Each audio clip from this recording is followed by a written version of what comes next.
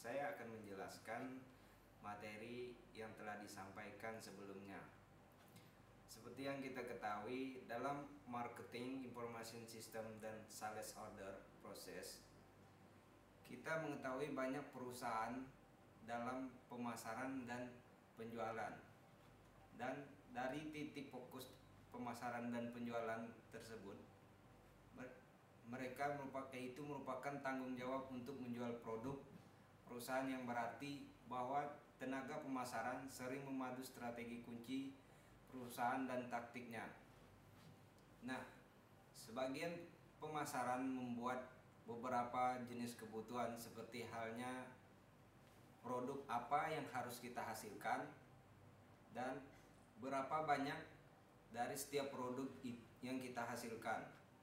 Bagaimana produk terbaik kami dipromosikan atau diiklankan, serta bagaimana seharusnya produk yang telah kita hasilkan ini kita iklankan atau kita kasih tahu kepada pelanggan.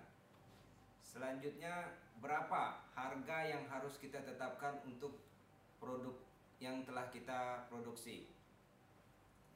Nah, untuk itu Snakefighter telah menyelenggarakan tenaga penjual menjadi dua kelompok, yaitu yang dikenal sebagai divisi grosir dan divisi penjualan kelompok, yaitu yang sering dikenal sebagai divisi grosir dan divisi penjualan langsung.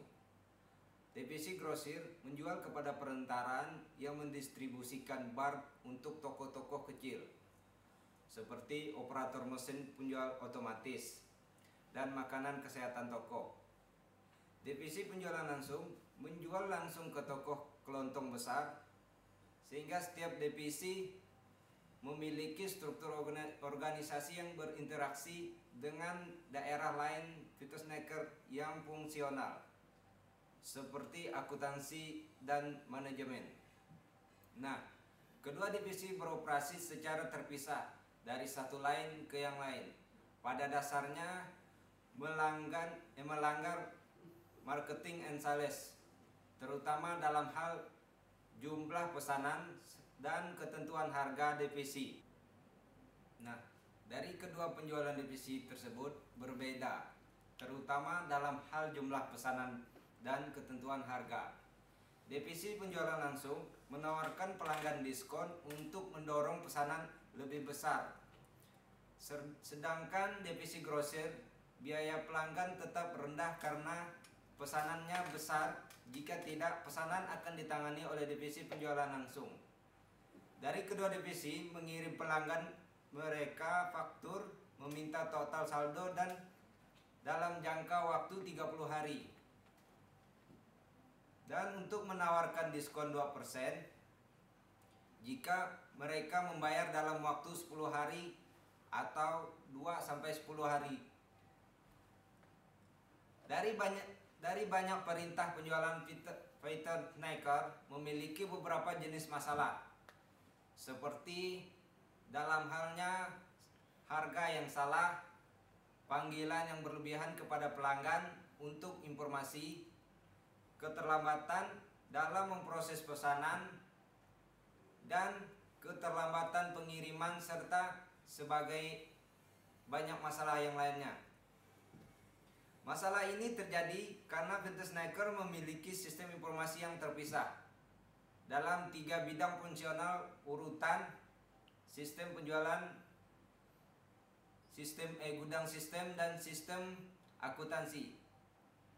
Informasi dari setiap sistem dibagi secara elektronik melalui transfer file, prodik, atau order penjualan sistem untuk sistem akuntansi, dan manual dengan cetakan kertas atau kredit status dan departemen akuntansi untuk pinatur penjualan.